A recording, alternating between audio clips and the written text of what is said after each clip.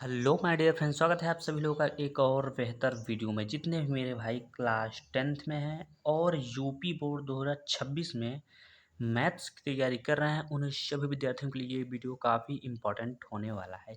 इस वीडियो में हम लोग बात करने वाले हैं मोस्ट इंपॉर्टेंट क्वेश्चन। ठीक है, क्या बताने वाले हैं? मोस्ट इंपॉर्टेंट क्वेश्चन जो कि आपके बोर्ड एग्जाम के पॉइंट ऑफ व्यू से काफ़ी ज़्यादा महत्वपूर्ण साबित होने वाला है। तो इस वीडियो में हम लोग बात करने वाले हैं क्या 4 नंबर टाइप क्वेश्चन। क्या 4 नंबर टाइप क्वेश्चन यानी 4 नंबर वाले क्वेश्चन। पिछले वाले वीडियो में हमने बात किया था 2 नंबर वाले क्वेश्चन, आपको याद होगा अगर आपने वीडियो को देखा होगा तो इस वाले वीडियो में हम लोग बात करने वाले हैं क्या 4 नंबर वाले क्वेश्चन। और टोटल जो आपका क्वेश्चन होता है 4 नंबर वाला, वो आपके बोर्ड एग्जाम में 5 क्वेश्चन आपको करने होते हैं। एक क्वेश्चन जो होता है 4 नंबर का होता है, यानी 4 पंचे 20 नंबर इस वीडियो से आपका बिल्कुल कंप्लीट होने वाले हैं। ठीक है, अगर आप लोग वीडियो को अच्छे से देखते हैं, पूरा देखते हैं, तो आपका 20 नंबर बिल्कुल कंप्लीट होने वाला है। ठीक है, चलिए। और ये यहाँ पर जो क्वेश्चन होगा, यहाँ पर बताया गया है 1 क्वेश्चन 4 मार्क्स। जो भी मैंने बताया यहाँ पर 1 क्वेश्चन जो है 4 मार्क्स का होता है। और जितने भी विद्यार्थी अगर हमारे चैनल से नहीं जुड़े हैं या फिर चैनल को सब्सक्राइब नहीं किए हैं, तो प्लीज़ सब्सक्राइब कर लीजिएगा। इससे आपको ये बेनिफिट होगा कि जब भी हम वीडियो यहाँ पर अपलोड करेंगे, आपके फ़ोन में नोटिफिकेशन वहाँ पर पहुँच जाएगा, ताकि आप हमारा जो है हमारे चैनल से जुड़े हुए हर वीडियो को आप देख सकते हैं। ठीक है, तो चलिए वीडियो को बिना देरी करते हुए वीडियो को स्टार्ट करते हैं। तो यहाँ पर आप लोग देख सकते हैं, ये आपका दिया गया है क्वेश्चन नंबर फर्स्ट, यानी क्वेश्चन नंबर पहला। क्वेश्चन नंबर पहले में क्या बोल रहा है कि समीकरण x plus 1/x equal to में 3 यहाँ कॉमन लगाया गया है। ठीक है, उसके बाद क्या बोल रहा है x is not equal to 0 के मूल ज्ञात कीजिए। ठीक है, ये आपका क्वेश्चन रहा है। ठीक, तो क्वेश्चन आपका यही है और ये क्वेश्चन आपका 4 नंबर में आपसे पूछा जाएगा, जैसा कि हमने पहले ही बता दिया है। तो सबसे पहले आपको करना क्या होगा? सबसे पहले आपको करना हो, यहाँ पे लिखना होगा सॉल्व या फिर हल, जो भी चाहे आप लिख सकते हो। ठीक है, सॉल्व लिखें चाहे हल लिखें, आपका मर्जी। ठीक है, तो इतना हो जाने के बाद अब जो हमारा समीकरण बोल रहा है, समीकरण को सबसे पहले आपको नोट करना होगा। तो यानी x plus 1/x equal to में 3, यही आपका समीकरण है। तो समीकरण तो हमने नोट कर लिया है यहाँ पर, अगर ध्यान से आप देखेंगे तो समीकरण जब नोट कर लिए हैं तो इसके नीचे कुछ नहीं तो हम एक मान सकते हैं। आप कहेंगे बिल्कुल मान सकते हैं। अब तिरछा कर दीजिए गुणा, भिन्न का जोड़ तो सभी को आता होगा। तो यक्स का गुणा जब हम एक्स में कराएंगे तो यहाँ पर हो जाएगा आपका एक्स स्क्वायर प्लस एक का गुणा एक में करेंगे तो यहाँ पर एक होगा और बटे लगा दीजिए। यक्स का गुणा जब नीचे करेंगे तो यहाँ पर हो जाएगा एक्स इक्वल टू, यहाँ पर कितना हो जाएगा तो 3 हो जाएगा। अब इसके नीचे एक मानिएगा। अब तिरक गुणा करेंगे, एक का गुणा एक्स स्क्वायर प्लस 1 में करेंगे तो आपका यहाँ पर जो प्राप्त होने वाला है वो X square plus 1 equal to में क्या प्राप्त होगा, एक्स का गुणा इस 3 में करेंगे तो यहाँ पर हो जाएगा क्या 3 और साथ में एक्स हो जाएगा। ठीक है, इतना हो जाने के बाद अब ये वाली जो वैल्यू है इसको हम पंचांतर कर लेंगे। तो जब पंचांतर करिएगा तो यहाँ पर हो जाएगा एक्स स्क्वायर, इसको जब पंचांतर करके लाइएगा तो ये माइनस में आएगा। तो माइनस में 3x और प्लस एक को आप पीछे लिख दीजिएगा और बराबर में लिख दीजिएगा 0। तो इतना आपका हो चुका है। अब यहाँ तक तो आप कर चुके हैं। अब इसके बाद क्या होगा? इसके बाद आपको ए बी और सी का मान निकालना होगा। ए बी सी का मान कैसे निकालते हैं? तो जो एक्स स्क्वायर का गुणांक होता है, एग्जाम्पल के तौर पे समझें यहाँ पर, जैसे कि यहाँ पर लिखिए हम 4x स्क्वायर। तो एक्स स्क्वायर यही है, इसका गुणांक संख्या कितना है 4 है। लेकिन यहाँ पर आपको गुणांक दिख नहीं रहा होगा। तो जब कुछ नहीं दिखता है तो वहाँ पर क्या होता है, ए की जो वैल्यू होती है वो 1 होता है, क्योंकि हर संख्या का गुणांक 1 होता है। उसी तरीके से हम बी का मान निकालेंगे। तो बी का मान निकालेंगे, अब आप सोचेंगे हम ए बी सी का मान क्यों निकालें? क्यों निकालें भाई? क्योंकि यहाँ पर कह रहा है मूल ज्ञात कीजिए, और मूल सूत्र का आप सभी को फार्मूला पता होना चाहिए। इसलिए हमें ए बी सी का मान निकालना हो पड़ रहा है यहाँ पर। चलिए अभी आगे हम बताते हैं आपको। तो बी का मान आपका यहाँ पर कितना है, तो माइनस में 3 है। और इसी तरीके से सी को हम लोग कांस्टेंट वैल्यू बोलते हैं, जो अचर संख्याएं होती हैं। ठीक है, एक। तो ए बी सी का मान हमने यहाँ पर ज्ञात कर लिया है। अब हम क्या करेंगे, फार्मूले का यहाँ पर इस्तेमाल करने वाले हैं। तो यहाँ पर लिखिएगा तब। ठीक है, तब आप अपना सूत्र लगाइएगा। क्या लगाएंगे सूत्र? तो फार्मूला आपका होता है एक्स बराबर minus B plus minus root में होता है क्या बी स्क्वायर माइनस में 4ac अपान में क्या होता है तो 2a, ये इसका सूत्र होता है। ठीक है, आप सभी को सूत्र लिख लेना चाहिए। ठीक है, जब भी आपसे मूल सूत्र बोलेगा या फिर द्विघाती सूत्र बोलेगा तो आप इसी सूत्र का यूज करिएगा वहाँ पर। ठीक है, तो चलिए यहाँ पर आप यक्स जो है, यक्स को ज्यों का त्यों लिखिए। माइनस है तो माइनस लिखिए। बी का मान कितना है, माइनस में 3 है, तो ये माइनस और उसका माइनस दोनों मिलाकर यहाँ पर आपका प्लस में 3 हो जाएगा।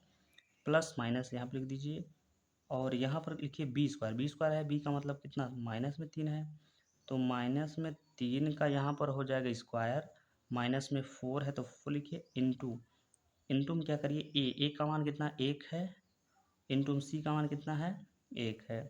ठीक है, बटे में क्या है, तो बटे में आपका 2 है। इंटू में ए की वैल्यू कितना है, तो 1 है। इतना हो जाएगा। जब इतना हो गया है तब अब आगे आपको करना क्या होगा, आप यक्स को ज्यों का त्यों लिखें। एक्स बराबर यहाँ पर 3 प्लस माइनस, ठीक है, 3 का वर्क करेंगे तो यहाँ पर हो जाएगा 3 3 का 9 हो जाएगा। ठीक है, ये माइनस जो है प्लस में बदल जाएगा और 4 का गुणा 1 में करें तो 4 एकम 4 हो जाएगा। बटे लगाइए, 2 का गुणा 1 में करेंगे तो यहाँ पर 2 एकम 2 हो जाएगा। इतना हो जाने के बाद अब आपको क्या करना होगा, अब आपको करना क्या होगा, यहाँ पर लिखना होगा एक्स बराबर 3 प्लस माइनस, आप 9 में से जब घटाएंगे किसको, 4 को, तो यहाँ पर आपका मिलेगा कितना, 5, और बटे में कितना हो जाएगा, 2 हो जाएगा। तो आपका जो मान निकला है वो पॉजिटिव निकला है। आप चाहे तो यहाँ पर x की 2 वैल्यू यहाँ से ज्ञात कर सकते हैं। कैसे ज्ञात कर सकते हैं, यहाँ पर अगर आप ध्यान से देखेंगे तो 2 सिंबल है, तो हम एक एक सिंबल को यहाँ पर लेते हैं। तो पहली बार में हम क्या करेंगे, प्लस को लेते हैं, दूसरी बार में माइनस को। तो यहाँ पर लिखेंगे x बराबर 3 प्लस √5 और बट्टे में कितना हो जाएगा, 2। तो यक्स की एक वैल्यू जो हो गई है हमारे यहाँ प्राप्त हुई है। ठीक है, अब क्या करते हैं, हम यहाँ पर एक यक्स की दूसरी वैल्यू ज्ञात कर लेते हैं। तो यहाँ पर अब क्या लीजिएगा, तो एक्स बराबर यहाँ पर 3 माइनस में रूट में 5 और अपान में क्या हो जाएगा, यहाँ पर 2 हो जाएगा। तो ये हमारी प्राप्त हो गई एक्स की दूसरी वैल्यू। तो दोनों मान हमारे प्लस में आए हैं, तो हमसे यहाँ पर पूछा था मूल ज्ञात कीजिए, तो यही आपके दो है मूल, 2 हैं। तो इस तरीके से आपका ये हो जाएगा क्या आंसर। इतना आपको करने पर जो है फुल मार्क्स दे दिया जाएगा। तो चलिए हम लोग बढ़ते हैं अपने अगले क्वेश्चन की ओर।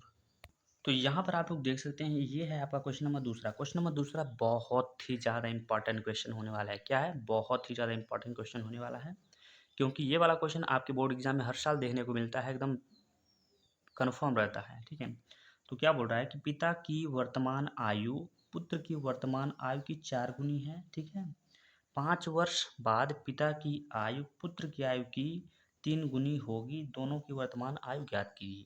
ठीक है, तो सबसे पहले आपको करना क्या होगा, आपको लिखना होगा हल। अब क्योंकि हमको ना पिता की वर्तमान आयु पता है ना पुत्र की वर्तमान आयु पता है, तो आपको क्या लिखना होगा, माना, क्या लिखना होगा, माना पिता की, ठीक है, वर्तमान वर्तमान आयु, माना पिता की वर्तमान आयु क्या मानिएगा, आप मान लीजिए x वर्ष। ठीक है, और मान लीजिएगा तथा तथा पुत्र की वर्तमान आयु। ठीक है, ये वर्तमान लिखा है, ये आयु लिखा है, तो इसका आप मान लीजिए क्या, y वर्ष मान लीजिए। इतना हो गया। अब प्रश्नानुसार लिख दीजिए यहाँ पर, प्रश्नानुसार, यानी प्रश्न के अनुसार अब हम लोग चलने वाले हैं। तो प्रश्न में पहली लाइन क्या बोल रहा है, पिता की वर्तमान आयु, यहाँ से लाइन पकड़िएगा, पिता की वर्तमान आयु जो है पुत्र की 4 गुनी है, यानी पिता की जो वर्तमान आयु है वो पुत्र की वर्तमान आयु की 4 गुनी है, यानी कि उसके पिताजी की जो वर्तमान आयु कितना है, x वर्ष है, और वो 4 गुना है किसके, अपने बेटे के, यानी पुत्र की वर्तमान आयु से। ठीक है, ये पिता की आयु अपने x वर्ष माना है, पुत्र को y वर्ष माना है, तो पिता की जो आयु है 4 गुनी है अपने पुत्र से। तो इसे आप लोग अच्छे से अगर व्यवस्थित करिएगा तो इसको पंचांतर कर लीजिएगा, तो यहाँ पर हो जाएगा 4y माइनस में हो जाएगा और इक्वल टू में हो जाएगा 0। ये हमने इसलिए किया है ताकि हमारे यहाँ पर इक्वेशन बन सके, ठीक है। तो एक लाइन आपकी कंप्लीट हो गई। अब यहाँ पर बोल रहा है 5 वर्ष बाद, यहाँ पर 5 वर्ष बाद आप लिख दीजिएगा यहाँ पर, ठीक है। क्या लिखिएगा? 5 वर्ष बाद। 5 वर्ष बाद क्या बोल रहा है? 5 वर्ष बाद, 5 वर्ष बाद पिता की आयु पुत्र की आयु की क्या हो गई है?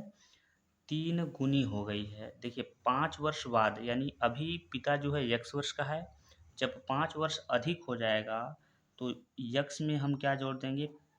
प्लस में 5 कर देंगे।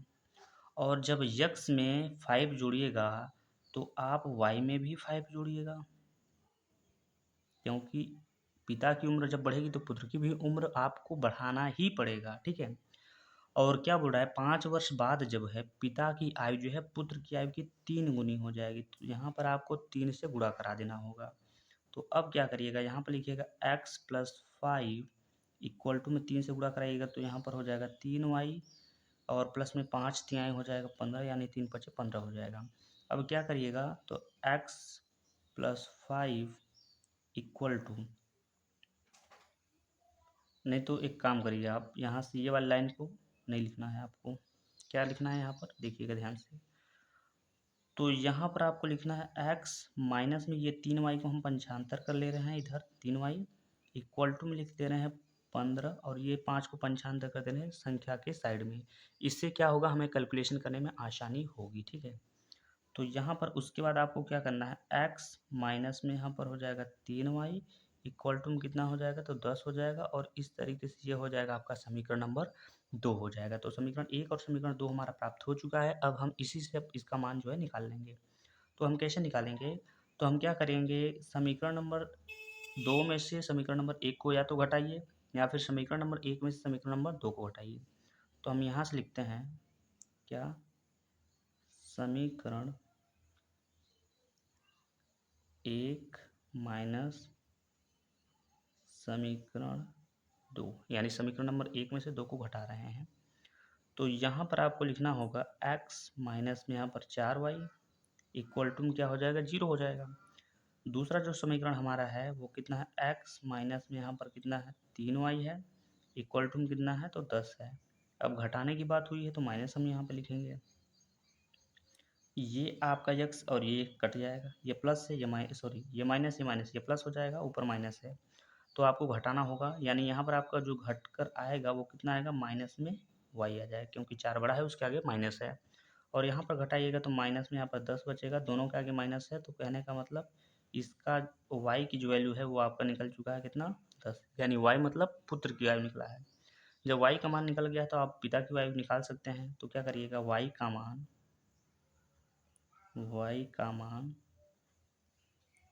समीकरण 1 में रखने पर, यानी y का मान ज्ञात हो गया तो y का मान आप समीकरण 1 में रख दीजिए। समीकरण 1 आपका कितना है? समीकरण 1 अगर ध्यान से देंगे, चाहे इसको ले लीजिए चाहे इसको लीजिए, जो आपकी मर्जी। तो समीकरण आपका 1 जो है x माइनस में क्या दिया गया है यहाँ पर? 4y इक्वल टू कितना दिया है? 0 दिया गया है। तो x माइनस 4 लिखिए, दो संख्या के बीच में गुणा, y का मान कितना है? तो 10 है, तो 10 लिखिए और इक्वल टू क्या हो जाएगा? 0 हो जाएगा।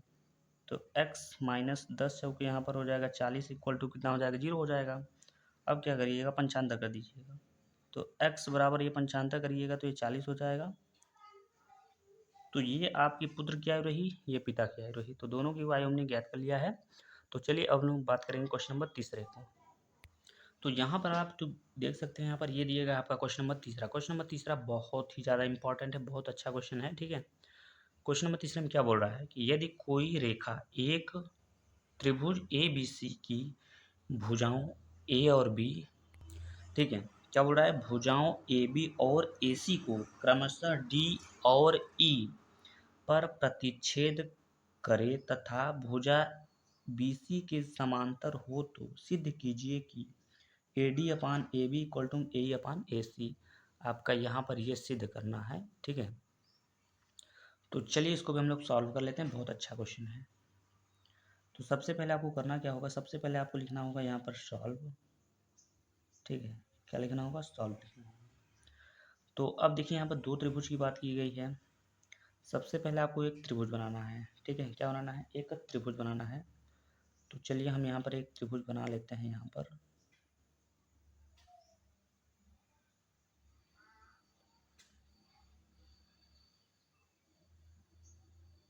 इसका नाम दे देते हैं ए, इसका बी और इसका सी। ए बी सी हमने नाम दे दिया है।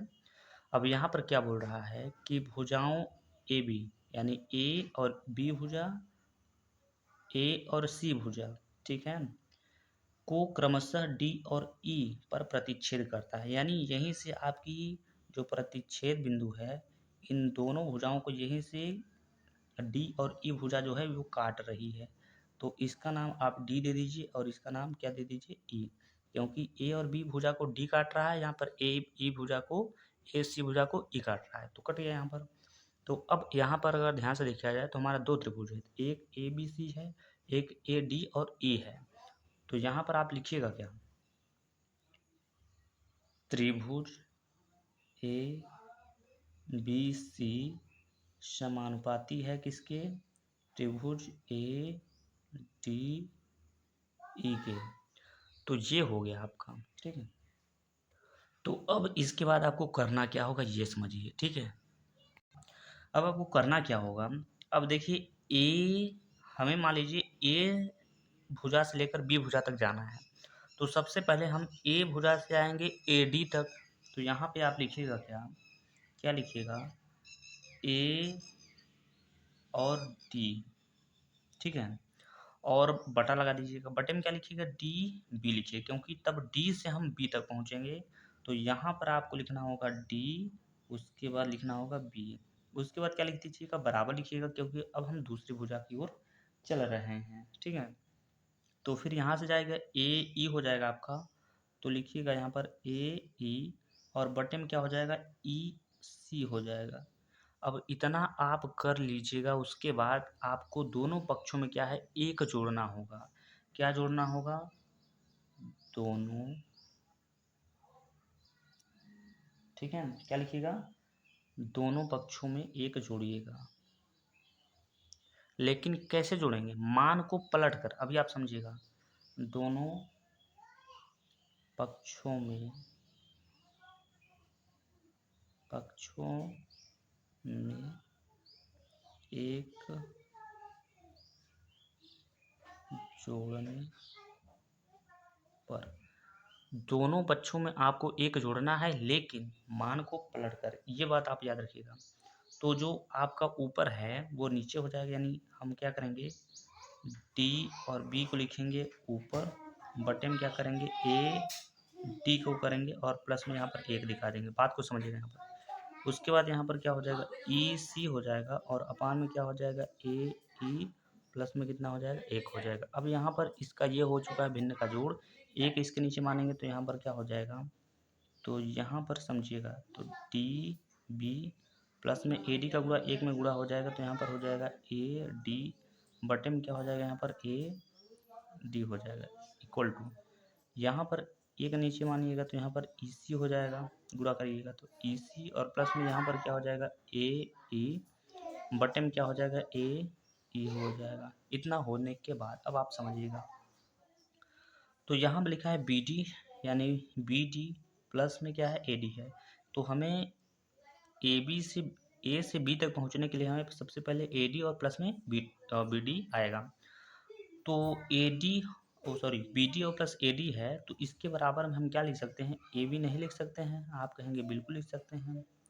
और बटे में क्या हो जाएगा आपका, ए डी है तो ए डी रहेगा, इक्वल टू में क्या हो जाएगा, ई सी प्लस में ए ई है, तो यहाँ पर हम क्या लिख सकते हैं, ए सी लिख सकते हैं। तो ए सी अपान में क्या हो जाएगा, ए ई हो जाएगा।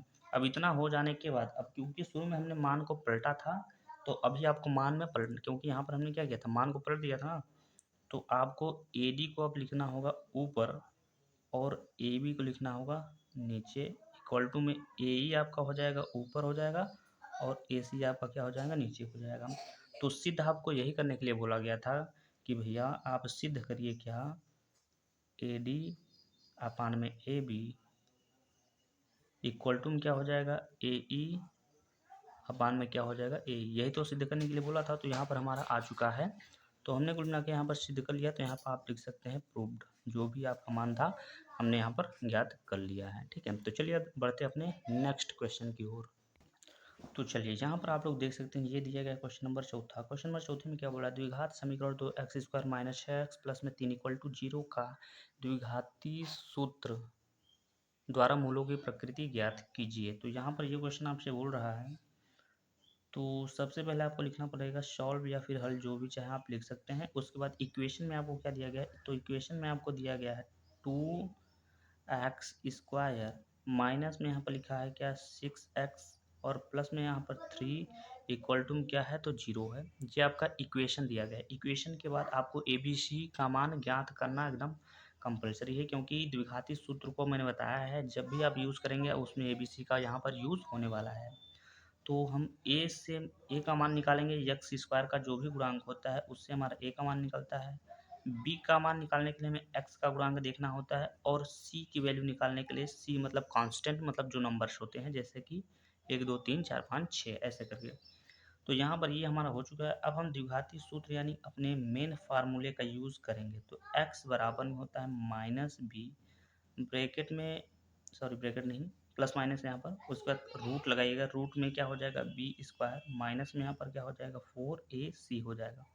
अपान में क्या होता है तो 2a होता है। और इस तरीके से आप क्या करिएगा, तो x बराबर क्या हो जाएगा माइनस, b का मान कितना है माइनस में 6 है, तो दो दो माइनस मिलेगा तो ये प्लस में 6 हो जाएगा। ठीक है, इतना आप लोग समझ जाइएगा।